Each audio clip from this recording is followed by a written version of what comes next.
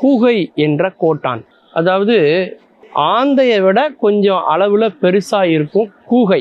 இது சுடுகாட்டில் மட்டும்தான் வாழக்கூடிய ஒரு பறவை.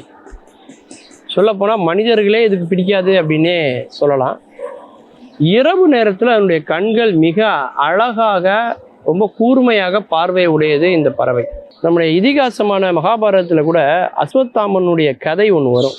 அதில் பாண்டவர்களை எப்படி அழிக்கிறதுன்னு அவன் குழம்பி போய் ஒரு காட்டில் மரத்தில் அவன் இரவு நேரத்தில் தூங்கிட்டு இருக்கும்போது விழித்து பார்க்குறான்.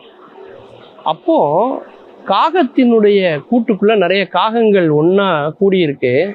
அந்த இடத்துல ஒரு கூகைன்னு சொல்லக்கூடிய இந்த பறவை வேகமாக தாக்குதல் நடத்துது. ஏன்னா காகத்துக்கு இரவில் அவ்வளோ கண் தெரியாது, ஆனால் கூகைக்கு அவ்வளோ நல்ல கண் பார்வை திறன் உண்டு.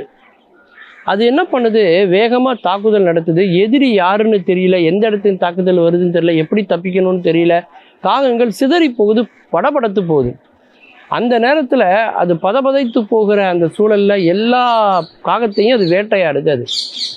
அதை வைத்து கொண்டு தான் அஸ்வத்தாமன் இந்த பாண்டவர்கள் தூங்கி கொண்டிருக்கும் போது அவர்கள் மீது தாக்குதல் நடத்த வேண்டும் அப்படிங்கிற ஒரு திட்டத்துக்கு அவர் யோசிக்கிறார்.